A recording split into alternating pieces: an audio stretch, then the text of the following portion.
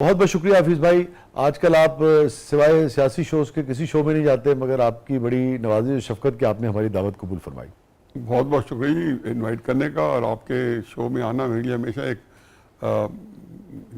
میری اس میں چاہت بہت ہوتی ہے. ایک آپ سے ملاقات ہو جاتی ہے اور یہی اب بہانہ رہ گیا، وگرنہ تو ایک زمانے میں آپ بہت زبردست کوئی گیٹ ٹوگیدر کرتے تھے، کھانا بھی کھلا دیتے تھے.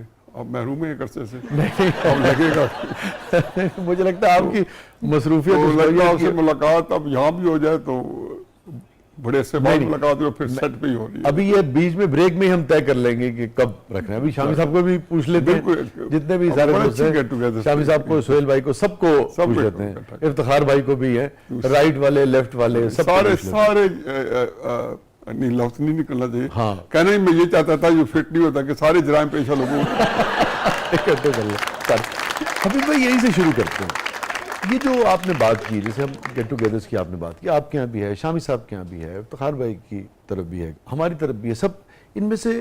مگر ان گیدرنگز میں وہ لوگ بھی ہیں، حسن بھائی ہیں، حسن نثار صاحب ہیں، کچھ کے خیالات ایکسٹریم لیفٹ کے ہیں، کچھ کے خیالات ایکسٹریم رائٹ کے ہیں. مگر یہ جو لاٹ تھی ساری کی ساری، ہم بھی اس لاٹ کا حصہ تھے، ہم بعد میں آنے والے تھے، مگر یہ سب ایک جگہ بیٹھتے تھے اور اس میں باقاعدہ تھوڑی دیر کے بعد کھانے، جس گھر میں بھی کھانا ہو رہا ہے یا ہم بیٹھے ہیں سب کے سب، اور تھوڑی دیر کے بعد شدید بحث ہو رہی ہے. یہاں تک کہ بعض اوقات تو گھر والے نکل آتے تھے کہ لڑائی جھگڑا تو نہیں ہو گیا، سارے شہر کے نامور لوگ بیٹھے ہوئے، اور پتہ لگا کہ کوئی بھٹو صاحب کی اپنا شدید حمایت کر رہا ہے، کوئی کہہ رہا ہے آپ نے بھٹو صاحب کے حوالے سے بڑی زیادتی کی، کوئی کہہ رہا آپ نے زیاد صاحب کا ساتھ دیا.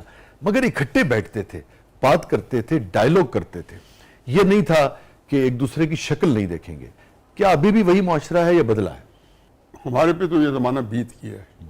میرا نہیں خیال کہ جو پولرائزیشن یا جو ہم نے جو کی ہے نا، جو جس قسم کے تناؤ کے اندر سے ایک اپنے آئیڈیاز کو پروان چڑھایا ہے، شاید اب یہ نہیں ہے.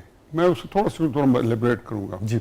ہمارے ہاں تندی، سختی اور ایک جو اسٹیٹڈ پوزیشن جو تھی اس میں بڑا ہی ایکسٹریم تھا.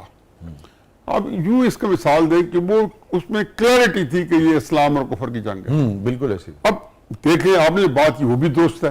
اب اس ماحول میں، اور پھر یہ جوانی کے اندر جب اس طرح کا ماحول ہو جائے تو جو ہر بندہ جو ہے، حضرت عمر کا ایک رویہ ہوتا تھا، حضرت عثمان دوسرا، رسول اللہ صلی اللہ علیہ وسلم کو مشورہ دے رہے ہوتے تھے. جب وہ اس لیے کہ ہماری وہ ایک آئیڈیل سوسائٹی کہ اس کے اندر بھی جب کوئی معاملہ ہو رہا ہوتا تھا تو وہ کہتے تھے جی اس کا سر اڑا دیں.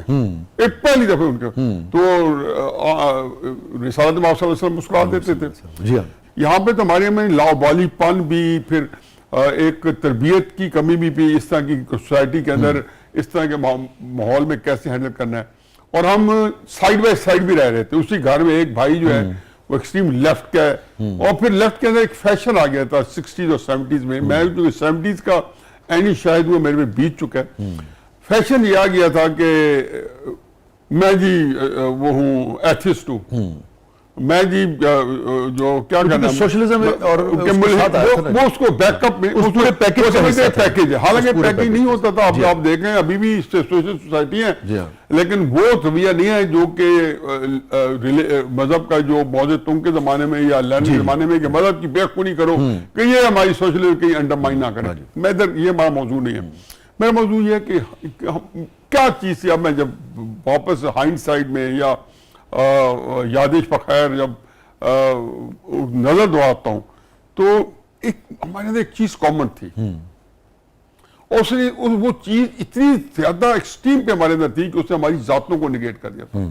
وہ تھا آئیڈیلزم. یعنی کہ جب آپ ایک نظریے کو لے کے چل رہے ہوتے ہیں تو آپ کو نہ تو وہاں پہ کوئی ایم پی اے بننا ہوتا ہے، نہ ایم این اے بننا ہوتا ہے، نہ آپ کو کسی طلبہ کی تنظیم کا اپنے صدر بننا ہوتا ہے، نہ لیفٹ کے لوگوں کو، یہ خصوصاً جو بہت ایکسٹریم لیفٹ کہتے ہیں جن کو ہم مارکسسٹ یا کمیونسٹ کہتے تھے یا سوشلسٹ کہتے تھے، اور وہ بالکل اپنی پوزیشن پہ تھوڑے فرق کے ساتھ سارے قائم تھے. حقیقت یہ ہے کہ ان کو یہ بالکل نہیں تھا کہ وہ اپنی پارٹی کو ہیڈ کر رہے ہیں یا کارکن ہے. اور یہی اسلامی طلبہ جس کے اندر میری ایک جوانی پوری کی پوری خرچ ہوئی، یا ان کے ساتھ جو میں تو بہت کچھ سیکھا بھی. تو ان کے وہ بھی ایک آئیڈیلزم تھا. انہوں نے ایشیا کو سرخ بنانا تھا, ہم نے سبز بنانا تھا, ہم نے لا شرقیہ لا غربیہ اسلامی, لیکن وہ ایک آئیڈیلزم جو ہے نا اس نے آپ کی شخصیت ختم کی.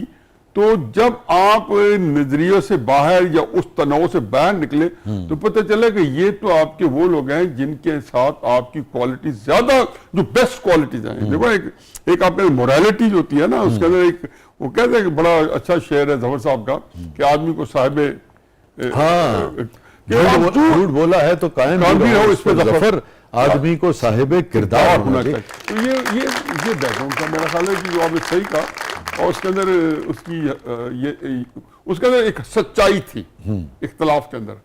آج کے اختلاف میں سچائی نہیں ہے. ایک طرف وہ لوگ جو شدید نظریاتی مخالف تھے, پولز اپارٹ جسے کہتے ہیں, وہ بھی مشکل وقت میں سپورٹ کرتے تھے ڈکٹیٹرشپ کے خلاف یا کسی کامن جو نظریاتی طور پہ مخالف ہو اس کے خلاف. اس میں سوائے چند واقعات کے جو 90s کے ہمارے ذہن میں ہیں, میں اس تفصیل میں نہیں جانا چاہتا, وہ کچھ تصویروں والے واقعات ہیں, کچھ اسمبلی میں کچھ ایسے ریمارکس ہیں. وہ اسمبلی میں بھی جو ریمارکس تھے وہ اگلی 2 دہائیوں تک ہمارے کانوں میں گونجتے رہے, اور ہم ان اشخاص کے اوپر تنقید کرتے رہے کہ انہوں نے محترمہ کے حوالے سے یہ بات کیوں کی, یہ بات نہیں کرنی چاہیے تھی, یا کسی اور کے حوالے سے یہ بات کیوں کی.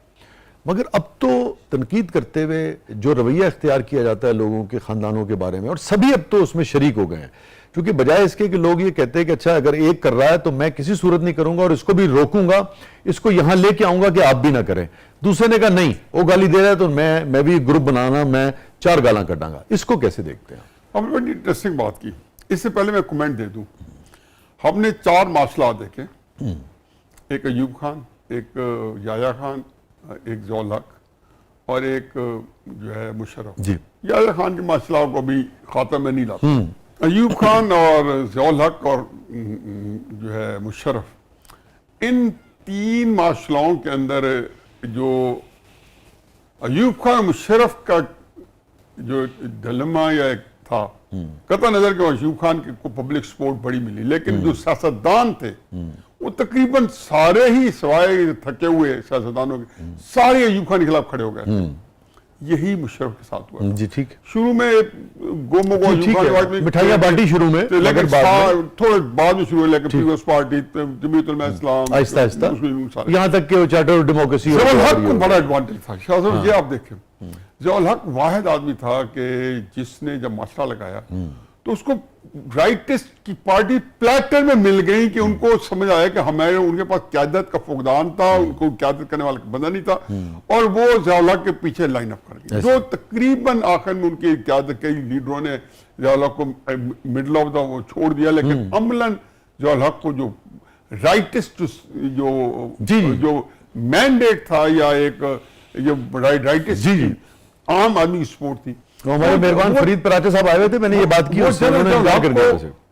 پکی پکائی ملی, اور آخر تک اس لیے چنانچہ جنرل ضیاء الحق واحد ڈکٹیٹر ہے کہ جس کے جنازے جتنا جنازہ پاکستانی کسی حکمران کا آج تک نہیں ہوا. اور حقیقت یہ ہے کہ آلدو کنڈیشن نہیں رہتی اس طرح کی, لیکن ضیاء الحق کی جو ابھی بھی جو رائٹس ہیں وہ ضیاء الحق کا کوئی خرابی جو ہے وہ نہیں کریں گے, یا کوئی نہ کوئی اس کی تعریف کر جائیں گے. تو یہ بیک گراؤنڈ تھا. باقی اسمبلی کے اندر تو میرا خیال ہے کہ میں تھوڑا سا اس سے اختلاف کروں گا. اسمبلیوں میں ہمارا رویہ جو ہمارے سیاستدانوں کا وہ ایک دوسرے کو برداشت کبھی بھی نہیں رہا. ٹھیک نہیں, مگر یہ جو خواتین کے اوپر جملے کسنا اور یہ سب تو ہمیشہ سے ہمیشہ جتنا گنجائش ہے. لیکن اسی میں بیک گراؤنڈ بتاؤں, اس کی بیک گراؤنڈ یہ ہے کہ یہ وہ کہتا ہے ناحق ہم مجبوروں پر تہمت مختاری کی, جو چاہو سو آپ کرو, ہم کو عبث بدنام کیا. یہ ایک ٹریل ہے. اس کے پیچھے چاہے چھانگا مانگا ہو, چاہے پمفلیٹس کرائے گئے ہوں بے نظیر صاحبہ کے یا نصرت صاحبہ کے خلاف, ان کے پریزیڈنٹ فورڈ کے ساتھ ڈانس کرتے ہوئے, یہ سارے جو ہے نا یہ اس کے پیچھے بڑے کاریگر بیٹھے ہیں. لیکن عموماً جو ہے نا ان کے پیچھے ایک آؤٹ سائڈ سٹوری ہے. میرا خیال ہے اس کو رہنے ہی دیں, پردہ پڑے رہنے دیں. ان لوگوں نے پاکستان کو بڑا برباد کیا, جنہوں نے پیچھے سے ایک اسکرپٹ لکھ کے اور آپ نے میرے ہاتھ میں دے دی اور میں آپ کے پروگرام میں آ کے بیٹھ کے پڑھ رہا ہوں گا.